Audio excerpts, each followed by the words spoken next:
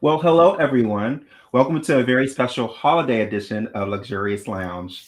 I'm Mark, And I'm Michael. And this is our and we special have a guest, very special guest with us. I'm Lee Lee. Lee Savage is here. Yeah, Lee. Yay. With us, Steve Savage Good himself. friend and confidant of Luxurious. Yes, yes. And Lee. and we're gonna have a great, amazing show. We have some cool topics to talk about. But Mhm. before we begin, if you could like, comment, subscribe, send stars. We want to hear from you. Please hit us up. We are the most communicable people on the planet. You can hit us up, message us even when we're even on Yes. as we're live. You can hit us up and we'll message you too as well. We want to make sure that we have a great show and you enjoy your experience. So Yes. without further ado, let's I do. I do, Mr. yeah, I do. let's get to our show. So Mike, where do you want to start off today? I just want to say, first of all, happy holidays to everybody. We hope you Yes. guys are safe, traveling back and forth to your family or hang out with your friends, whatever. I know a lot of people have friendsmas things, so they're going to. So Mhm. make sure you have a good time, that you're driving safe and responsibly. And if you're driving drunk, drive real fast. Okay, don't. I'm kidding. Don't drink. Don't do any weird. Make sure you're sober and Uber and stuff you need to. Yeah. For sure. Yeah, yes. Totally I agree. think we start off. Let's just talk and catch up what's going on. Like, I know you did. You just have your company Christmas party? Yeah, so actually, my other company that I actually work for here in the city, or near SF, basically Bay Area, we had our company party. It was very nice. It was very festive. So it's funny because every year, if you don't know, me and my brother, we kind of put threads together a little bit. We do a little thing. So Really? This whole so thing. this So yeah, this whole thing. So I decided, you know what, maybe I should go very demure, very mindful, just very quiet. Just I was like, you know what. Nah, that's not me. I'm gonna go all out. And when I tell you, when I wore my fur, and it's like everyone was like amazed. I was like, I can't believe. I'm like, I think you guys are only used to seeing me as in one kind of faction when I'm working. You don't see the outside of what I do and my performance side of who I am. So they got a glimpse of that, and they went insane. I So see. So it's that was only fans. I'm kidding. yeah. Please, I mean, eventually coming in Well, even on 2020, his OnlyFans, he's kind of reserved. Uh, coming in 2025. No, but no, but Mike, I also heard. Did you guys had a party today as well? Yeah. So today was Salam Kung Fu's Christmas party, which is great. So a lot of awards were given out today, and actually one of our recipients is Mr. Lee Savage. Yay! What award you get, Lee? um, Do you know the Jiao Gar? Gar, Chow Jiao Gar. Gar. Yeah, Yes. and that's still a form that I'm learning as well. Mhm. But I did not expect it. I was taking a picture, and he's like, this is a person who has shown grit, and he's shown like just physical prowess inside of it, and I didn't expect it. He calls me up, and I'm like, what? But Mhm. now I understand why, because we had this. I don't know if you know this, Mark, but recently I was in an MMA tournament for. Yeah, I had 8 weeks of free training, and this is a lot of news that we might drop here. Awesome. So every Monday and Wednesday, I had to go to this MMA gym and learn how to do grappling and striking.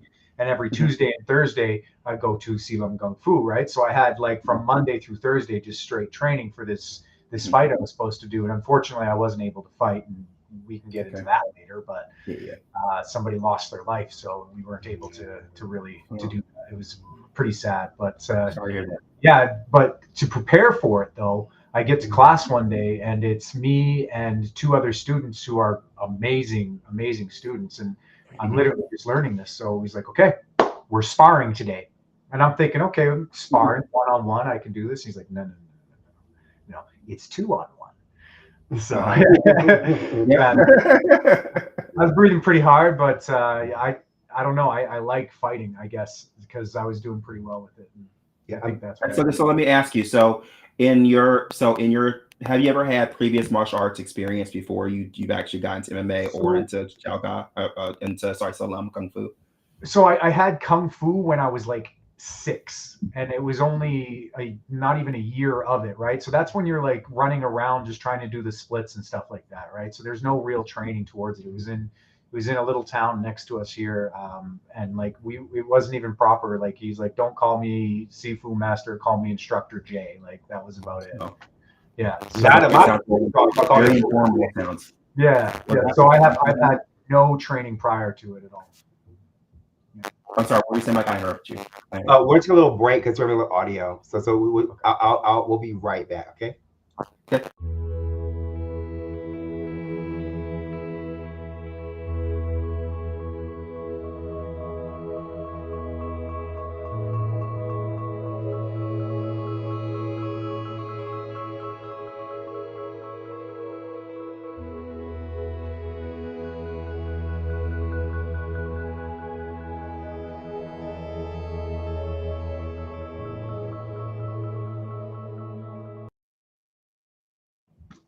We're back. All right, we're back. So, what were you lately? You were saying that you had some informal training, correct? Yeah. Younger. Cool. Awesome. So that's cool. So I know if you guys, I guess we never talked about our story in Kung Fu. Mike and I, we are our history. We actually did karate the very first time in high school. And we're actually it was in elementary school, excuse me. And in elementary school, we actually we did 4 years of it. It was okay, but it was missing like a soul to it. It was also missing flow. Whereas when we got into Kung Fu, which I will pat myself on the back for this. I was the first one to get into Kung Fu. And then I met this really good instructor. I told Mike, you have to get in with me. And we both got in and we both kind of, the one thing I can say about having a twin brother is amazing is that we both supported each other through the hardships of Kung Fu, especially like there are some things where you think you won't be able to do it. And it's like we're able to help each other through. And we eventually, 3 years later, we got into the advanced class of that school. And then we went to China and competed there with that school. So it was just amazing. China, and we also got medals. We get medalists. We actually got medals. Came back and they wanted us to do a lot more responsibility, but unfortunately we were too busy with work to do those things. So I ended up moving to Canada, and then I found the first woman to win worlds for Kung Fu here in Canada. So I went under her tutelage, and then after that I went into yoga. She told me to work on my flexibility, and breathing. And I did that, did yoga, I became a yoga teacher. Then I got accepted to the world. So I got accepted to the Board of Martial Arts for Canada. And then Canada asked me to represent it for Worlds, and I won Worlds. So that's how Yes. So, and while he was there, I ended up coming over to California. I went to California and I actually met my Sifu there, who actually his lineage is from another school in San Francisco, and I kept up with Kung Fu. Then I traveled back and forth to see my brother at his school, and I trained there and back here. So it's great. It's great because I became a master, and then we could see Mark's training. He became a master, so now Mark's the master too. So it's great that it's came full circle, and we're so happy to be able to share with people. And today at the party was great to see all the students there. They're so excited, so enthused, and I love how they just love being around around the school, which I love. I think the thing that I would say we bring that's a bit, I say kind of reminiscent of our old training is we bring family back to and fun. Like you have fun. Like when you're doing anything, if it's not fun, you're not gonna want to do it, right? So we bring that comical fun side to things as you're learning, right? Which is great. So I'll put something into that. So with the training I got from the MMA class, this is a crash course, right? So they weren't really able to give us proper training. And you guys have heard the Mike Tyson phrase, everyone has a plan until you get punched in the mouth. It's true. And as watching the couple of fights that we did have at that thing, there was only 2 fights really. The third fight had to get stopped halfway through because we just had to stop everything. But all of them had no training or anything before. And it was exactly it. The second the fight started, it was like all their training disappeared out of their heads and they were just swinging wildly kind of thing. So one of the things I feel like with the discipline of Silam Gung Fu was the fact that when I was sparring with your guys and versus sparring with them, go ahead, punch me in the mouth. I'm still able to have my plan, right? Because that sense of family is a sense of grounding. That sense of grounding gives you a sense of space, and it doesn't matter if you get hit or anything. You're understanding what's going on, and you're not just forgetting it, right? I think, Lee, what you're referring to is actually the term muscle memory is what it builds. Yeah. So when you're in a situation, it's second nature to you to do the next step. You're not sitting getting hit oh no, I know what to do. It's no, you have a plan. Yeah, but I think also having camaraderie with other students so that we're learning a certain objective, it's like we all forget we're all learning the same objective. Like it says, like so you get a fight and you might just some people trying to polarize each other, right? But if we're all knowing, okay, we're going to this fight knowing that I need to learn this and this is going to get, I'm gonna focus on. We're all focusing on getting that particular skill, which makes it different than just fighting somebody, right? Which is good, right? So there's a huge plug. If you're in Canada, if you're in the Edmonton area, please. Also, if you're in California, Seafood Mark is taking students. Yeah, yes, so he's looking for students. I'm always looking for students. So I think we should segue into our news, so top pop culture news. I think, right? So I'll let you go first. Or I want you to So if you guys don't know, what we do is we typically find some news that we probably haven't heard from each other, and Lee's going to join us with this as well. So basically, you tell the story, and then you get our natural reactions right then there. So we have not discussed what has happened beforehand. So, bro, would you like to go first? Sure. So I'll go first. So, actually, this is a pretty cool one. I actually just recently found out that Honda and Nissan are actually talking about a merger. So they're actually considering merging their two companies together. What are they going to be called? Honda, Hassan, Nanda. No,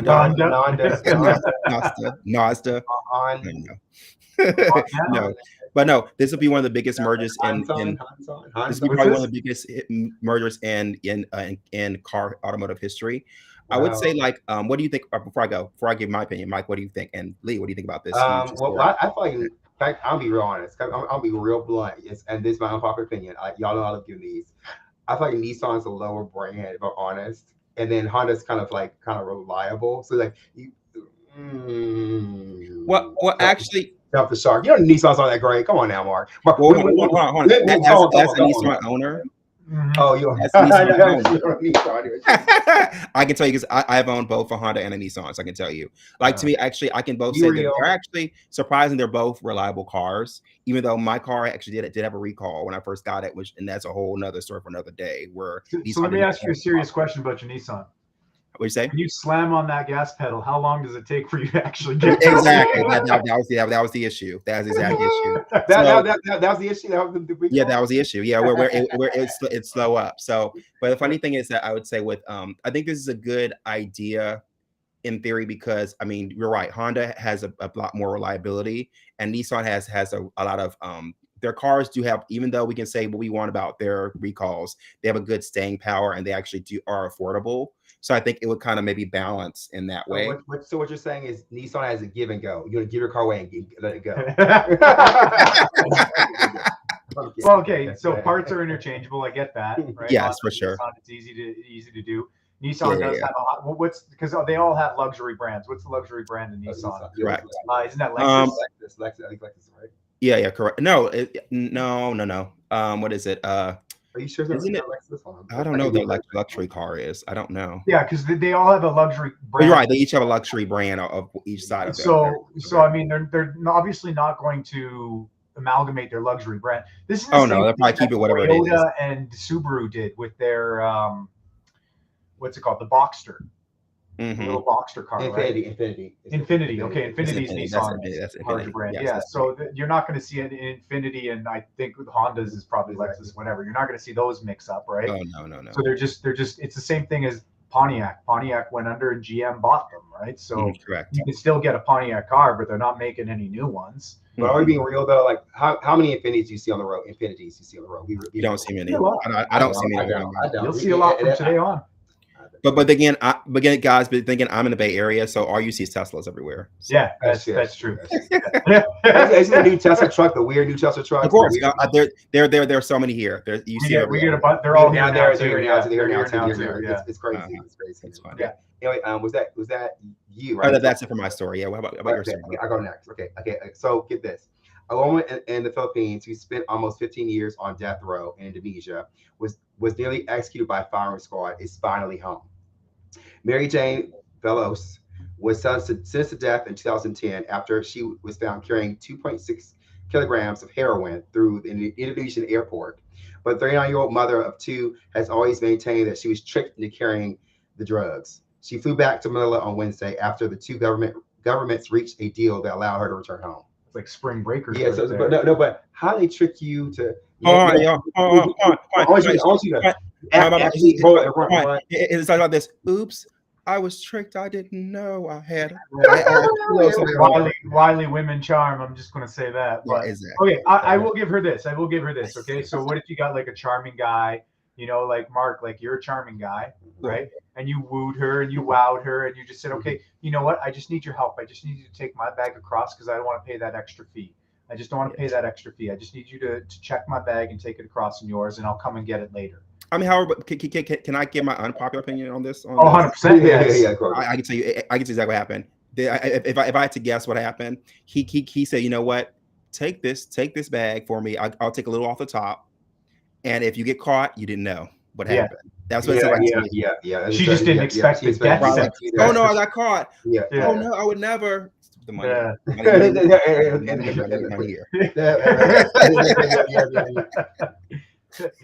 don't got no news. But I got something for you. Let's go back to the fighting a little bit, and we'll talk about what just recently happened on Netflix. Oh yes, that thing. With the most ridiculous fight ever I've ever seen. When I don't know about it in the States, but over here in Canada, it crashed. Same here. Nobody could watch it. Crashed everywhere. Yeah. We haven't even said it. People already know what we're talking about. The Paul and Tyson fight. Paul and Tyson. No, I think to me it was funny because I think the funniest thing to me that came out of it when it showed Mike Tyson in the locker room and he turned around and she's full butt. Why would you do that to a 60-year-old man? That's just too much. Like, come on, y'all. That's ridiculous. He knew what he was doing. Don't like, give like, yourself. Oh my God. You have no respect for our grades. Why would you do that? I mean, these are dreams deferred and dreams destroyed. Like, that was like every nightmare. Like, honestly, every person who grew up in the 80s, 90s, and early 2000s, I think all their dreams were dashed in one night. The induction of the Paul brothers into any type of fighting, WWE or boxing, was the wreck of the entire industry. I agree. It lost credibility. But the thing that I laughed at the most was the entrance, the way that they entered. Tyson. But Paul had to come in on a Cadillac, a green Cadillac. Here's the part that I found funny. Behind him. Here's the part that I found funny as hell, because like he had to get told to put his glasses on because he was so stoned. But I thought it was so funny that he had his brother next to him. This reminds me of something where it's like he gets home because not a lot of people realize this. The Paul brothers are only famous and only rich because of their mother, who actually in San Francisco is the real estate queen. Oh, I didn't know that. She bought them the houses. She gave them the money. This is how they got on YouTube. This is how they got crazy with it. She doesn't care. She's like, here, get out of my house and go have your own houses, right? Here's the funny thing. I guarantee you at one point, he's like, I got to go fight Tyson. She's like, okay, but take your brother with you. Probably. Mom, do I have to? He's got to roll in on the camera. Mom. All right, he's ruined everything. Yeah, you ruined everything. You can go. You can fight Tyson, but take your brother with you.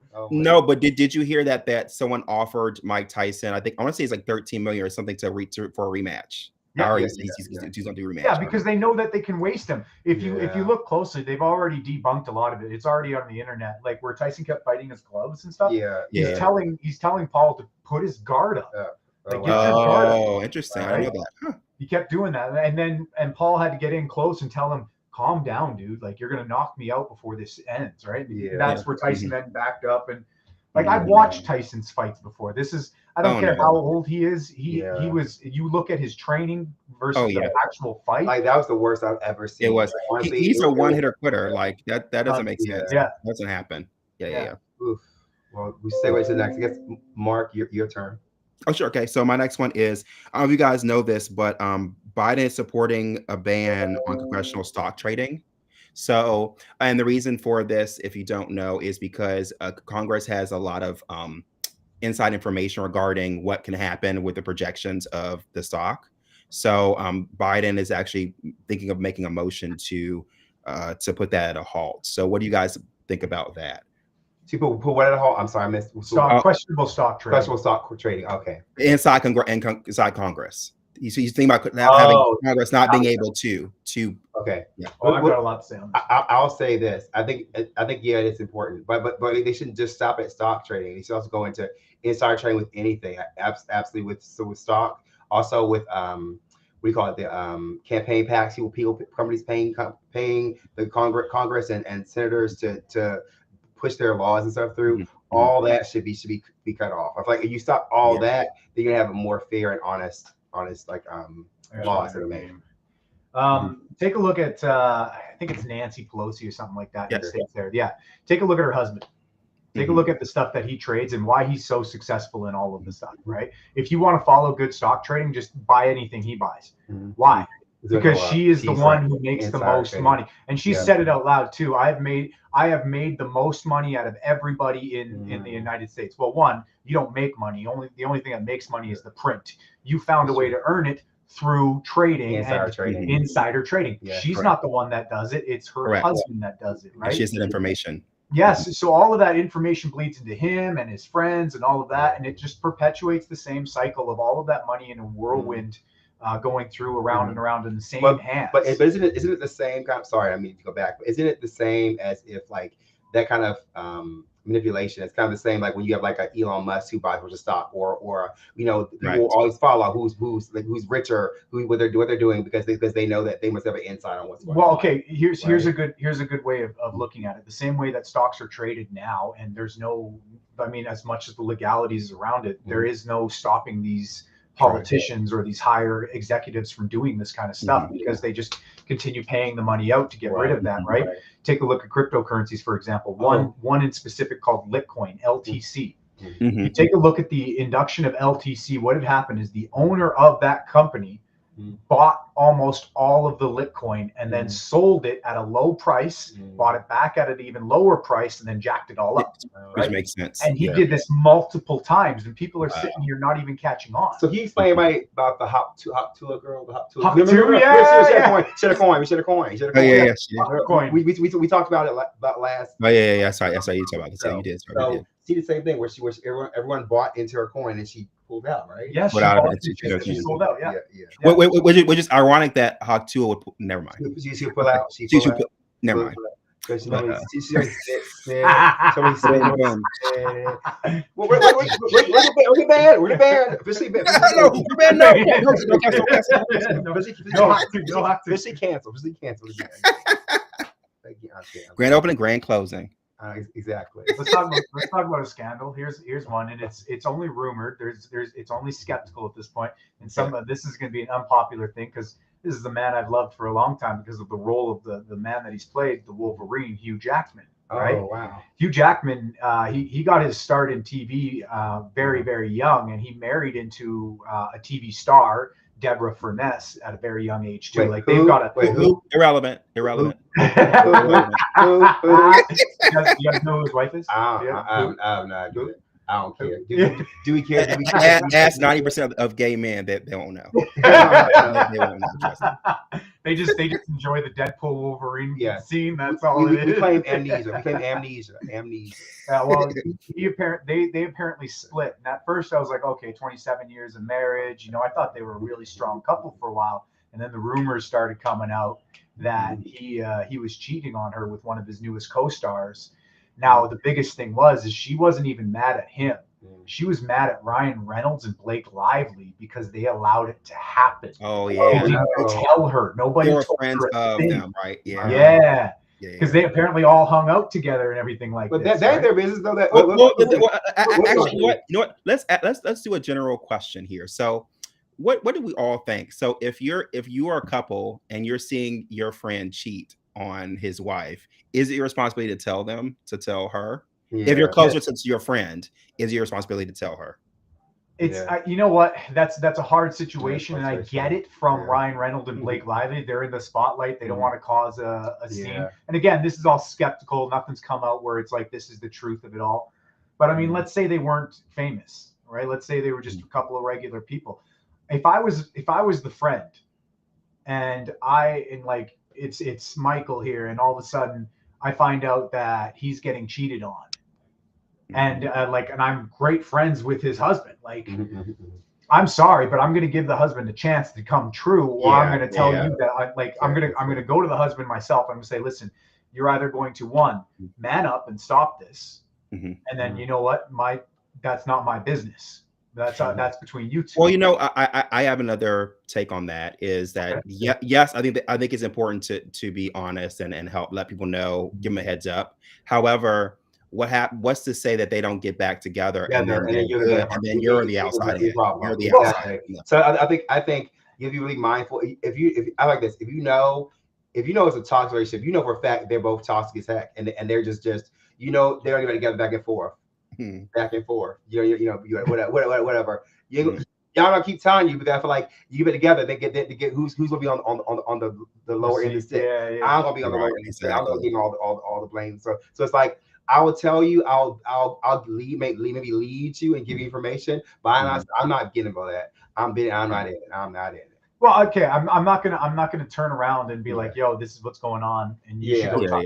I'm gonna go to the cheater and I'm gonna say, one, you need to be either honest and straightforward with this, or you need to cut this off. Or I can't be a part of this friendship right now because this is destroying me and you. That's good. That's actually pretty good to say, because then also you give the other person a chance to fix it and to make things right, which makes sense. Yeah. I love your cane, by the way, bro. I love your cane. Oh, thank you. But I think it's on you. It's your turn, right? Again, right? It's back. Oh yes, it's my turn. So I was the one. So I don't know if you guys know this. So there's a huge building where I live in SF or close by called the Sales Tower Building Center. It is the biggest building in San Francisco, in the city. But the cool thing is it has like a little pixelated lights on the top of it. But I don't know if people know this, but excuse me, it actually does symbolize lots of meaning. For example, as the winter has the patterns of the winter solstice, it also has it'll have the different like geographical shapes to represent people on the BART station. It actually goes with the data that goes to the city. So what do you guys think about that? That's great. Well, we got something like that here on our Epcot tower. You know what? Now I'm gonna have to look at it because to me it's just like a bunch of pixelated pictures. You never tell where it is. I don't think it's anything important, but now it's probably gonna be something important. That's cool. How'd you find that out? I just randomly looking up data stuff and I found that information. I think it's pretty cool because I've always been curious because I've always see it driving by. I'm like, it has to mean something because it's always either different colors or it's different shapes on it, or even sometimes it looks like a figure of something or of something, or it's like looks like something. So I looked it up and just found it. You know what? Now that I think about it, ours kind of has like the winter solstice kind of aurora going across it. Aurora borealis. That's cool. That makes sense. What a cool story. That's a really cool story. Bro. Yeah, I didn't think Here you go, bro. Okay, my go. Okay, so at least 34 people died following one of the most intense storms ever recorded in northern Mozambique.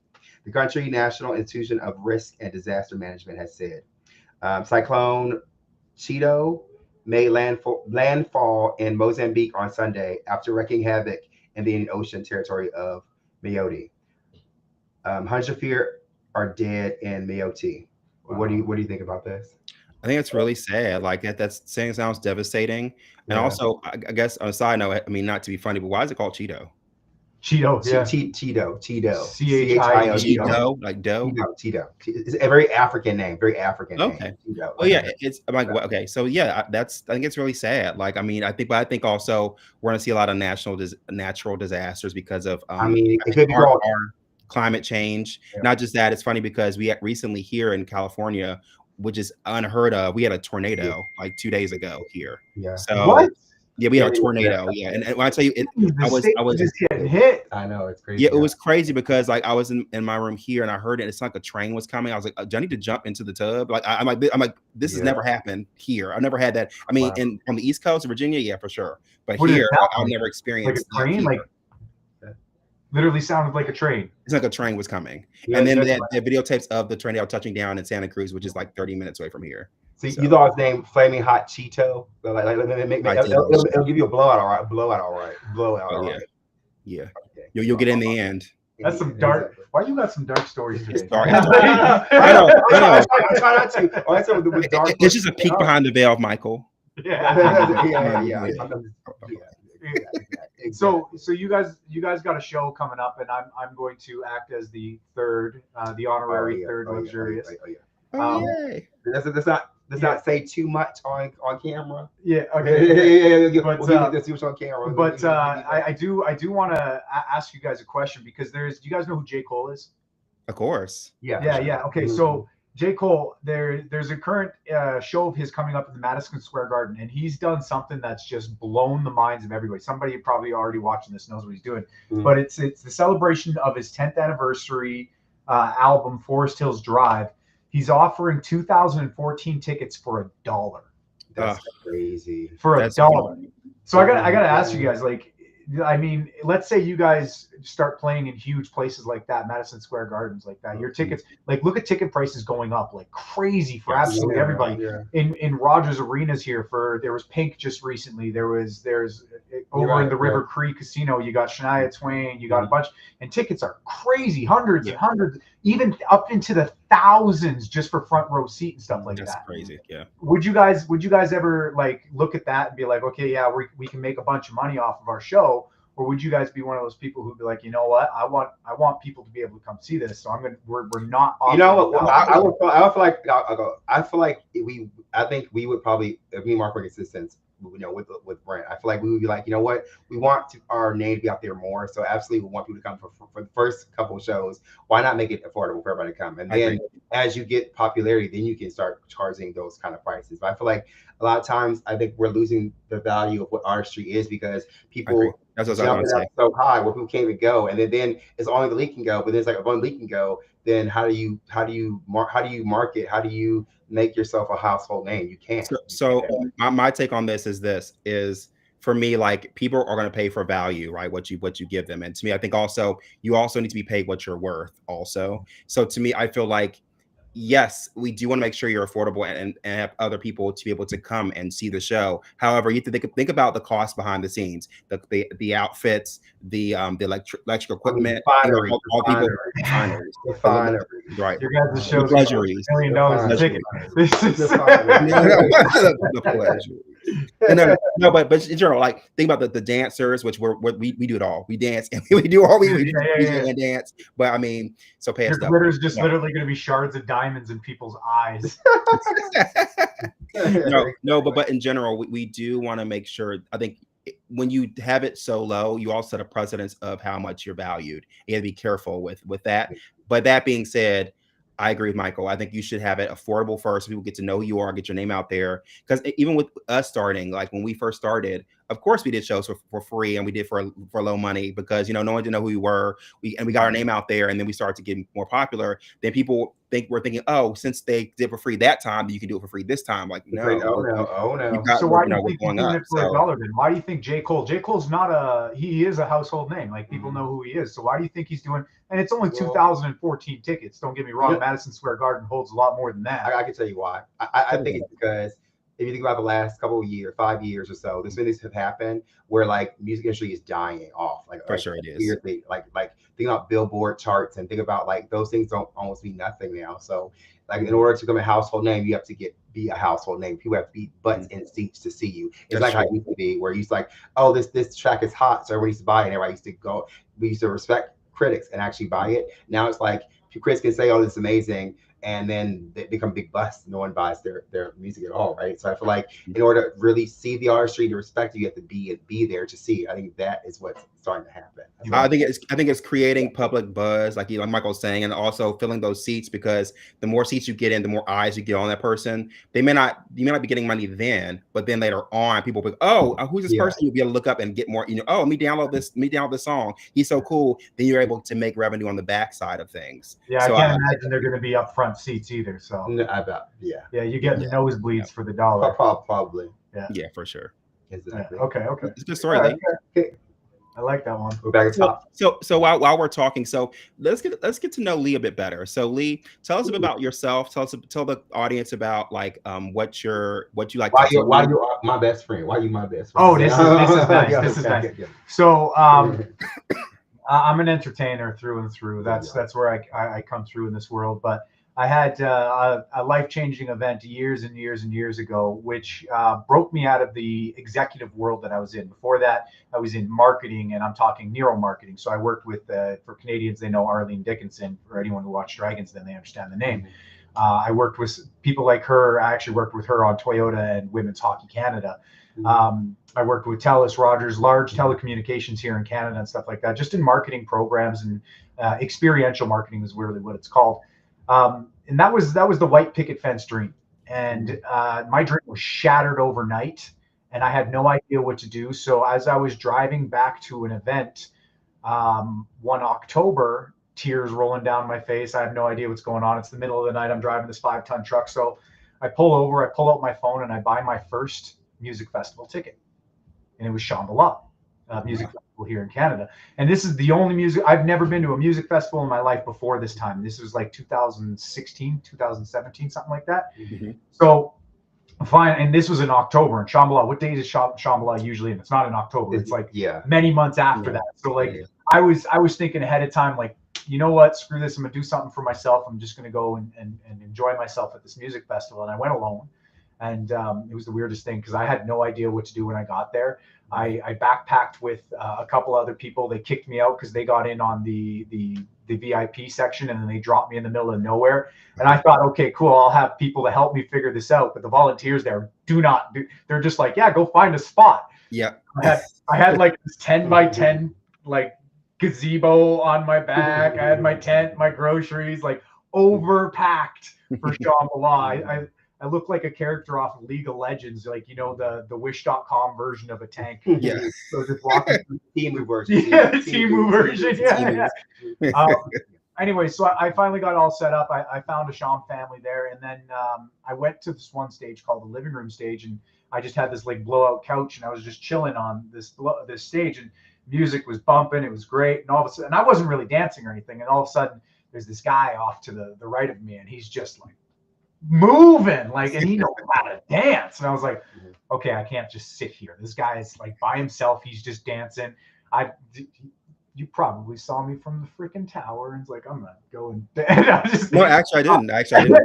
So if you guys haven't figured out, that guy was Mark. So I just got up and started dancing some moves too, and you Mark's just like literally over there. A little dance off, a little bit of dance. I see this guy. Yeah, we just had a little dance off back and forth. And then we just became great friends. And he's like, you know what, you got to meet my family, you got to meet my brother. We're out here in the back, and they introduced me to like some amazing people, the starters of this entire festival and everything like that. And then he's like, you got to meet my brother. You're gonna love my brother too. And I'm like, okay, cool. He's like, well, where do you live? I'm like, I live in Edmonton, Alberta. He's like, no way. Yeah, my brother lives in Edmonton. Come back and meet, right? Little did we know, it's like, okay, that was cool enough as it was that we both lived in Edmonton. But it turns out that not only did we live in Edmonton, but we lived a 5-minute walk away from each other. So yeah, we like after that we became really, really close friends, and that was my entrance into my real entertainment value. I actually started jumping into acting onto that one as well, right? Because I mean, I love dancing, but I'm not as good as some people. I mean, are the dance. Some of us can't do it all. Yeah. I mean.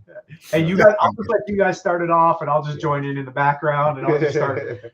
But no, I have to say this though. In your story, there's something to be said about festival culture and about just I think the ability to give you space to be who you are. I love that where like wherever you are in the moment, you can be that, and you'll find people who will support you and who will. I think also community. Actually, finding actual community people who are like-minded, who have the same like interests, and also people who want to see you succeed and see you move forward and wherever you are and support you. That is what I find like the most like loving and most like, you know, real life's not like that. We go to corporate world and work, people are competing for your spot, right? It's like I don't want to see you promoted because that means you'll be my boss. Yeah. When it's like we're all artists, we're all dancers. So I was like, oh, cool. How about we can work together, collaborate, and make something even more spectacular for both of us to succeed. That's just amazing. Yeah, I would say that experience washed away the white collar. Like I didn't get into like I still have all those skills and stuff like that, but I don't really want to become an executive of somebody else's company anymore. Like I'd rather do my own thing, right? So and you're so talented, you need to. The way your brain is operating. Like I've known Lee for a while, but his brain is so spectacular. If you guys have a chance to even talk with him, you'll be so amazed with how he knows. That's why I got such a big forehead.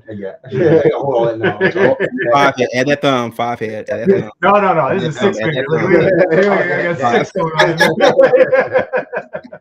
Well, that's a great story, Lee. Like we're happy to have you. We are happy to have you here. You're the very first guest for the show, so really like we want to show him some love. So in the comments, you could just write Lee a little comment, say, hey, We appreciate you. So happy to have you on the show. We love that so much. Yeah. So Lee, one more thing, Lee. So tell us more about. I have actually more. I have more news. I have more news. Oh, you have more news? Oh, go ahead, bro. Yeah. So let me ask you guys this. It's funny.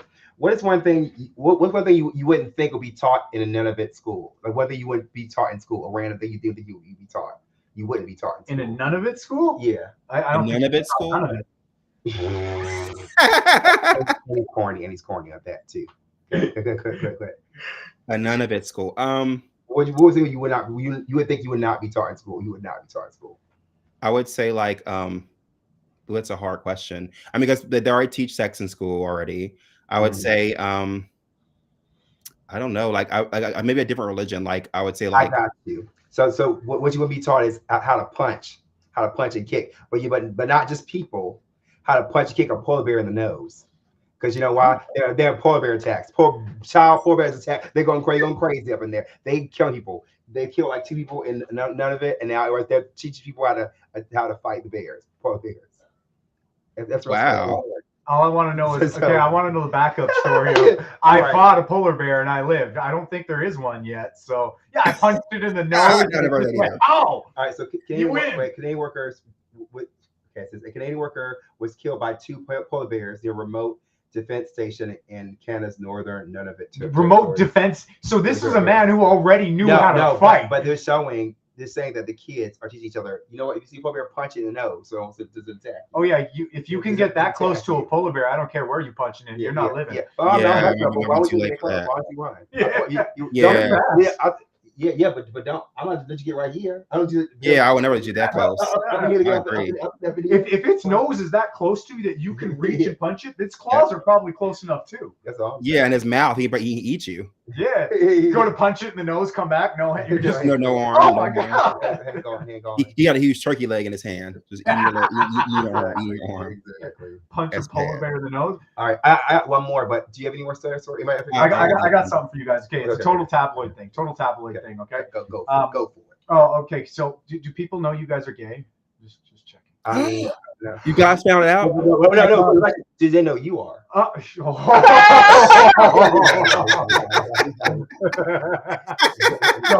you guys know who Millie Bobby Brown is, right? Millie Bobby Brown? Yes. Okay, and you guys know the Noah Schnapp story between Millie Bobby Brown and Noah Schnapp? You ever hear this? Okay. No. So here's the tabloid.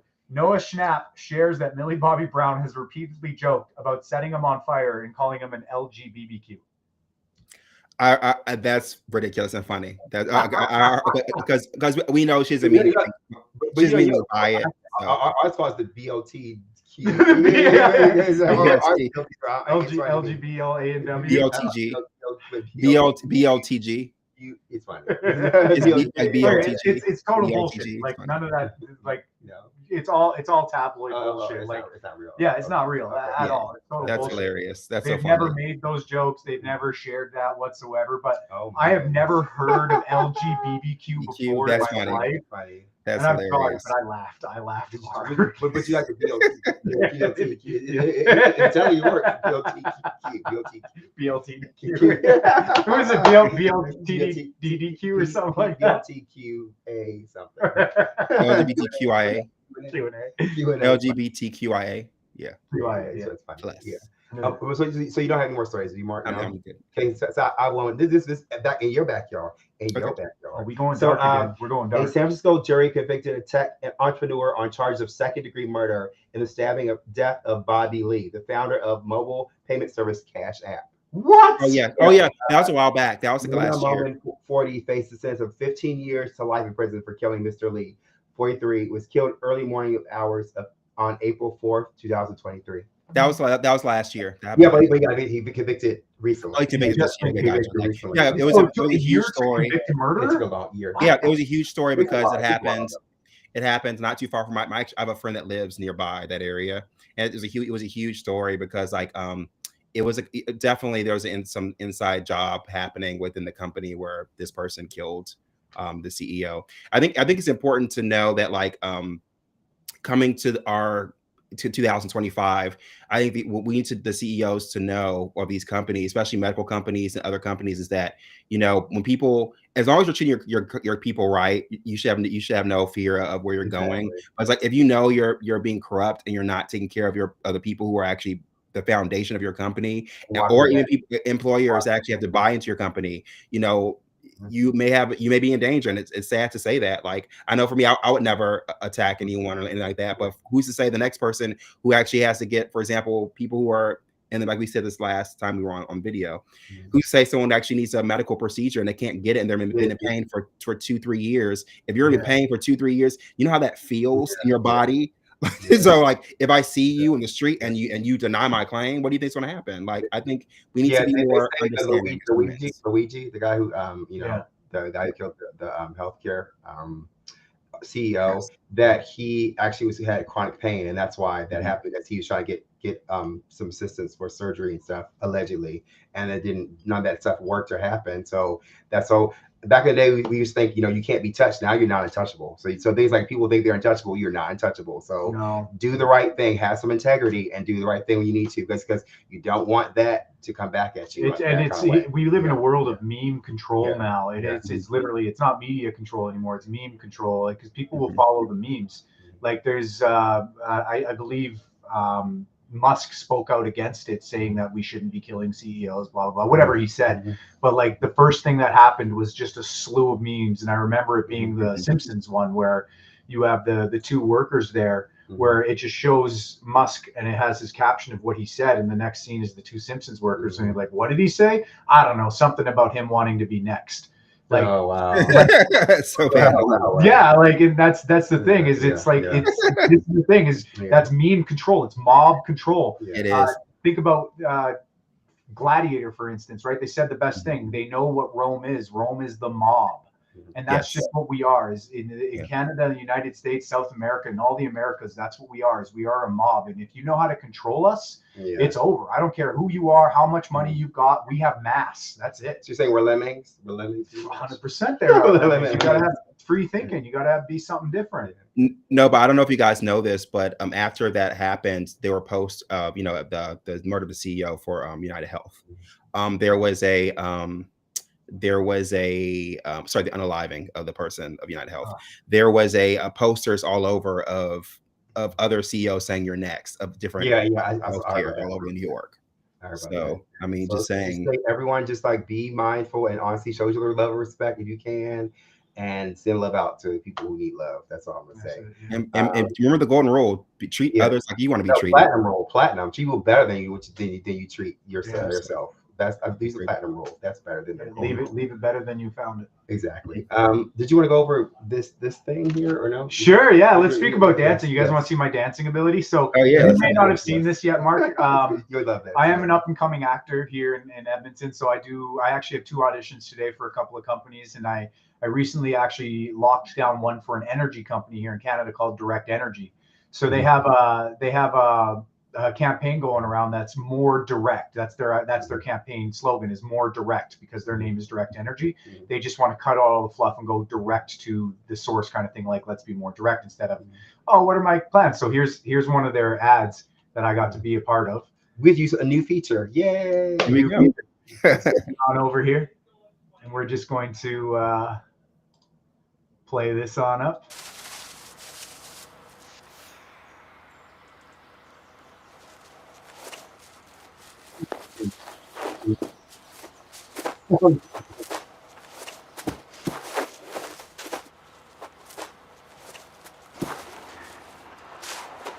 Not yet. I love that. Everyone's just watching. Okay.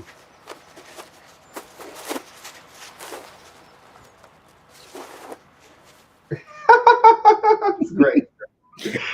That's a 200-word essay in 10 minutes. That's hilarious. So let me say this: that those are the same moves that got you beat in our dance off when we first met. Yeah. Exact same moves, actually. Yeah, exactly. If everyone wants a playback, that's what it looks like from a lot. Well, let's congratulate Lee. Congratulations. That's such a good job. I love these campaigns. I love That's so good. Oh my God. My friend on the screen, like that's my friend. Yeah. I'm all out. That's my friend. Yes. I know that guy. I know that guy. Yes. Yeah. So before we end, we'll go into our anime corner. We always talk about anime. Oh yes, for sure. Shows that we're watching and popular. So Lee's here, which is great because me and Leo are watching actually Junji Ito. We're watching that. Oh yes, Uzumaki. So we're actually gonna have a Junji Ito night. We watch the clips and stuff of his manga. So Lee, tell me about your first experience with I think what was it called? We were watching Spiral. What was it called? What we were watching, Mark? The one we were watching? What's the name of the one we were watching? The name of the one The Spiral. The Spiral. Oh, the Spiral. Yeah, the Spiral. No, it's called Uzumaki. Uzumaki. So yeah, that's about spiraling into horror. Yeah. So what was? I want to know because the first time you ever seen it, what did you think about it? Oh, we're an 18+ show, right? Is that okay? I went to class. Yeah, that was fucked up. Like that was fucked up. Like that was mess, man. Like for it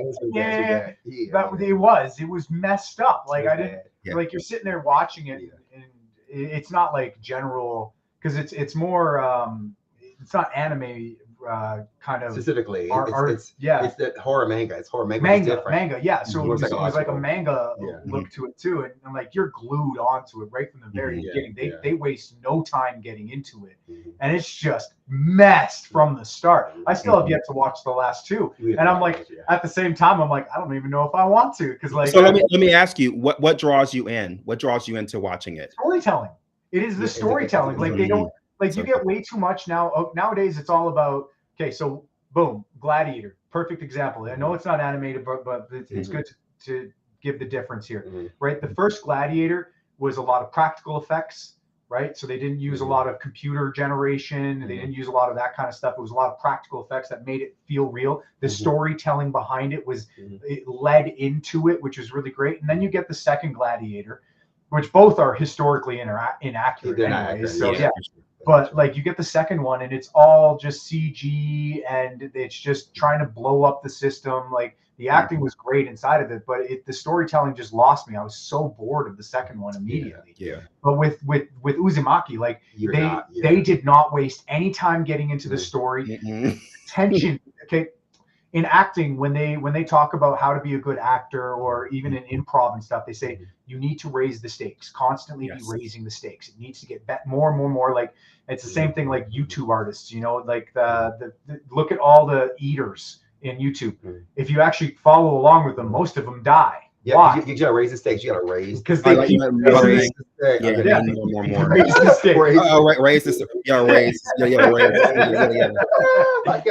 But like that's what they did. Is right from the very beginning. It wasn't a slow start. It was like straight into it. It was awkward tension right off the bat, and then they just kept making it weirder and weirder, but not in a way that didn't make sense. It was just like. You just didn't expect that weird to come through, and it comes through so well because the story follows along. It's like an uncomfortable weird. They make you. It's uncomfortable. But it makes you sit in it. You sit. You gotta sit. It's like a horrible train wreck. You can't look away. You're just like, oh my god. And you're like.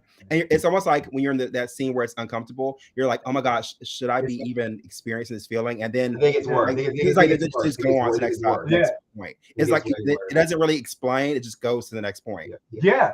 So Mark, are you watching are you watching any anime, anything new right now? Anything new? I'm still waiting for the new JJK to come out. Jujutsu Kaisen to come out. So not yet. I'm also waiting for I know that I've been reading the Hunter x Hunter mangas, which are really amazing. Like I'm kind of going through that. I know that unfortunately the writer he's actually in the hospital now. He's having surgery. So he's back and forth. Like, if you guys don't know, the writer for Hunter x Hunter and the writer for manga writer for Sailor Moon, they're married. So like they're like royalty. They're like manga royalty, right? I did not know that. Yeah. So imagine you're sitting having dinner and you're like, oh honey, your story development. So, oh, you do it. No, you need to do this. Imagine like they're that way up there. Yeah. That's amazing. Have sort of the same craft. I can understand why I was glued to Hunter x Hunter then. It's really good. It's such a good story. He also wrote Yu Yu Hakusho too. That's all. Yes. Okay. That's really good. Okay. So what I'm watching, which I told you guys, you don't sleep on that. So like I said last week, you need to watch Daima, Dragon Ball Z. It's really Oh yes, Daima. it's so good. So it's like yes. if you watch the original Dragon Ball, it gives you the feeling of a fresh new story. Which I said what I like about this is before kind of anime, they kind of build on the great grandfather, grandfather, grandson. All it gets kind of convoluted. And you're like, okay, it's new characters. I can't take it anymore. But the fact that they made them kids again, made the adults kids again, and starting over, it's such an interesting story. It's so fascinating. And then like they're only focusing on 5 characters or just a few characters instead of everybody. It's so good. So that's good. If you can watch it, please watch it. It's good. It's actually really good. Want to look at it. Yes. So I think we're reaching the end of our show. I think we're almost there. So, but before we leave, though, I have to recommend first come out to our show. That's can you tell me our next our next event? Yes. So we have a show coming this Saturday. We're playing at the Mutart. It might be all sold out, but if you get a chance to check it out, you can. It's a really, really intentional music event. So basically, we're gonna have a chocolate ceremony. They're gonna have some meditation, and we are the headliners. We're playing, DJing for that, and I'm gonna be trying some new things to entertain. So if you get a chance to check it out, please check it out. And also, my brother has his set. Yes, that actually is online right now. It's online. You guys can listen to it. You can play it, bump it in your Jeeps. It's really good. It's really good. The Music Vibes set. You check it out. Music Vibes 2024. It's Party Vibes 2024. Check it out. It's an amazing set. It's a set I did for. I was hired on to play at a mansion, and I took part of that set and put it into this set. So I want you guys, and the person who knows who they are, shout out to Alex After Hours. He's the guy that actually who helped kind of push momentum to actually have me do this. So yeah, I did it, and I'm also just check us out. Hit us up on all our social media. Special shout out to our online netizens. We love you guys so much. Our diamond netizens, we love you guys so much. That's what we call our people who love us, for diamond netizens, the diamonds, right? Yes. So we want to say thank you so much for joining us for the show tonight. Make sure you like, comment, subscribe. You can contact us to do private messaging. You can call me. You can string 2 cans on the phone. Just reach out to us. Leave comments. You can open your door. You're outside. Train a pigeon. Whatever you got to do. But make sure, I will give you a moment to like our stuff. It's so important you share. Please share so much. That's it for tonight. Well, thank you, our special guest, Lee. Thank you, Lee, for coming. And my brother, my co-host, brother, Mark Johnson, so much. Of course, Michael. Thank you guys so much for tonight, and we hope you have a good night, okay? Good night, everybody. Everybody, bye.